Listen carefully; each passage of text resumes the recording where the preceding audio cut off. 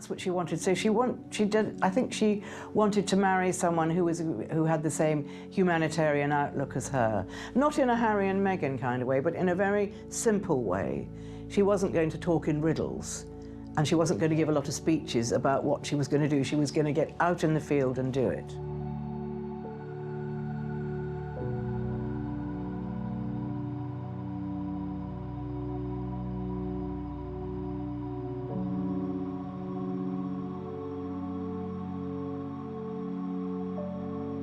She found her soulmate. Her soulmate was Hasnat Khan, the heart surgeon, not Dodi Fayed. Hasnat Khan had been the princess's companion for over 2 years. Nobody knew about Hasnat Khan. That was not played out on the world stage. Whereas, after they'd broken up, the princess was invited to the south of France by the Mohammed Al-Fayeds. She met Dodi Fayed. Did you know that the romance of the princess and Dodi Fayed was 30 days from beginning to end? It only lasted 30 days. That was not the love of her life. That was not the man she was going to marry. That's all fabrication. I spoke to her regularly when she was away. Have you seen Hasnat? I said, yes, I went for a drink with him last night. What does he think of me being here in the south of France with Dodi Fayed? Well, he's not too pleased. Has he seen the pictures in the papers? Yes, he has, because you know his routine. You know every morning he goes to the corner shop and sees the press. You know that. And I know that's what you're doing. You're manipulating the world's media by having these pictures taken to show Hasnat who you're with. It's sort of a... Are you jealous?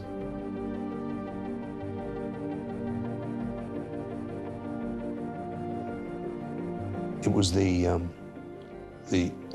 era of the pager. And at about 1 o'clock in the morning, this pager danced across the wooden floorboards where I was sleeping.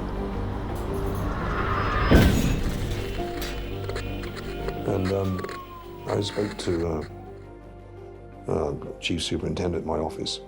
And he said, thanks for calling. He said, got some bad news. I said, oh, I bet it is.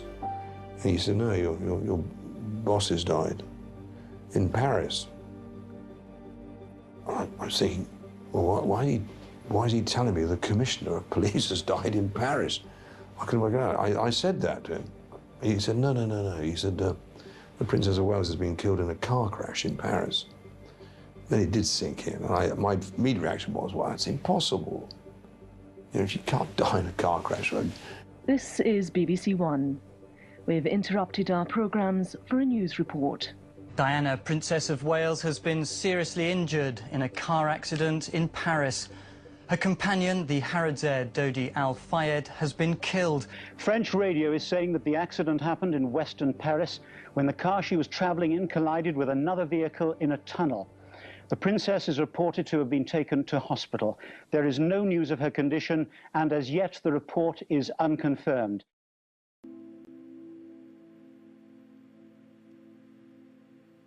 It's now the 31st of August, the late hours. I just returned from the theatre. And the phone rings. It's Lucia Fletcher de Lima, the Brazilian ambassador's wife in Washington.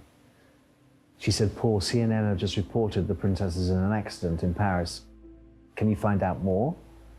You've got her mobile number. I don't have it. Ring her.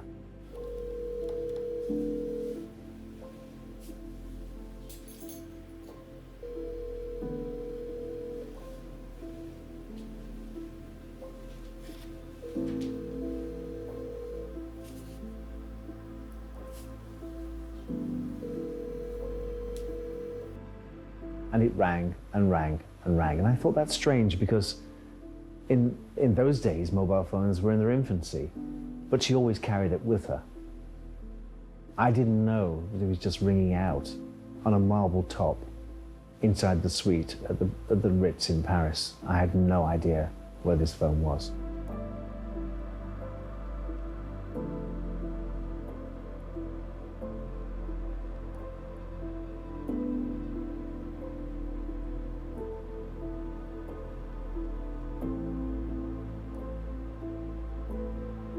First, we'd heard the princess had had head injuries and broken her arm. And then at 2 o'clock in the morning, we heard that the injuries were more serious than they first thought. And it wasn't until about 3 o'clock that they told us that the accident had been fatal.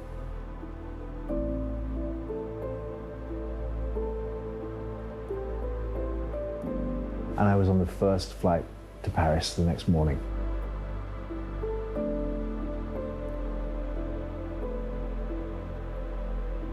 So early Sunday morning, I arrived in Paris and was taken straight by the British ambassador, taken to the hospital.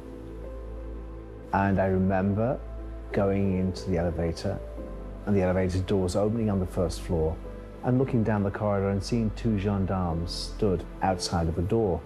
And I thought, that's where she is. So I was led, not to that room, but to the room next door, where I waited for a while with an Anglican priest and a Roman Catholic priest.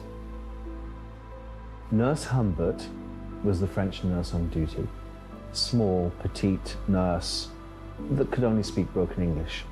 And she came to me and said, "Paul, would you like to go in to see the princess?" I said, "Yes, I would."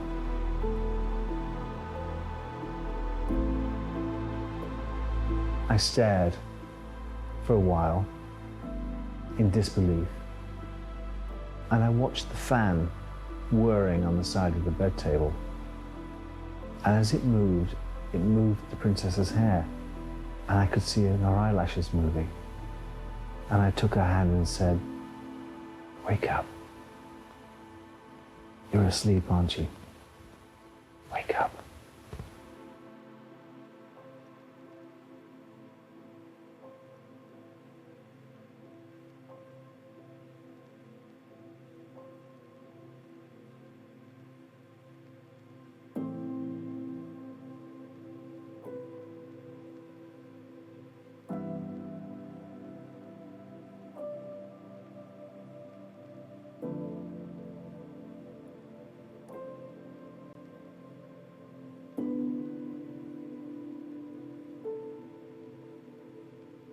What I say to you now, as your queen and as a grandmother, I say from my heart. First, I want to pay tribute to Diana myself. She was an exceptional and gifted human being. In good times and bad, she never lost her capacity to smile and laugh, nor to inspire others with her warmth and kindness. I admired and respected her for her energy and commitment to others, and especially for her devotion to her 2 boys.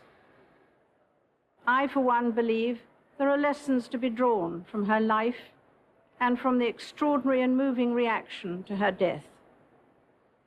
I share in your determination to cherish her memory.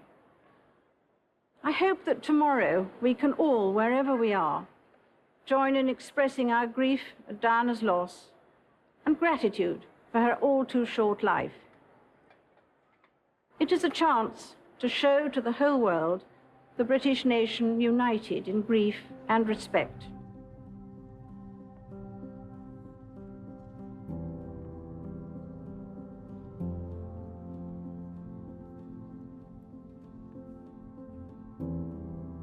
The thousands upon thousands have stood here in the last few days, patiently waiting in line. And there's no let-up in the numbers coming to St James's Palace to pay their respects and to write in the books of condolence. The rain comes in heavy bursts, but it doesn't dampen spirits. In fact, it strengthens a feeling of camaraderie. Everyone here with one common purpose. I think she did a lot for people, and she gave a lot to people. I think it's evident here, really, just looking around at the number of people that want to give their time, because she did care. I'm here, I guess, to think about who she was and why I feel such a void inside ever since I heard the news. There's tea down at the end at the Harrods stand, and there's water and orange juice and things coming up and down later. After 3 hours, a cup of tea is more than welcome, as the queue slowly snakes its way along the Mall. We're here on request of the chairman, Mr. Al Fayed, and we're all Harrods staff are volunteering to be here, and we're going to be manning the station until midnight tomorrow night, just before, right up until Saturday, basically. The Salvation Army and WRVS are here too, helping to keep people warm. The hours seem to merge into one. All the time, people joining the queue. In fact, by 10 o'clock, it's even longer than it was when we started at 7. Everyone's determined to stay, however long it takes. And suddenly we find ourselves nearing the front of the queue. Difficult to believe this group of newly found friends have been here 5 hours, shuffling slowly towards the room where a family's thoughts will be focused. Well, it's midnight and we've just reached the hour to go mark, and from here there's no cameras allowed. But in a way that's a good thing, because it gives everyone a chance for some peace and quiet to think what they'll write in the books of condolence. Still haven't come up with the words. And at 1 in the morning, we entered St. James's Palace, away from the glare of lights and flashbulbs.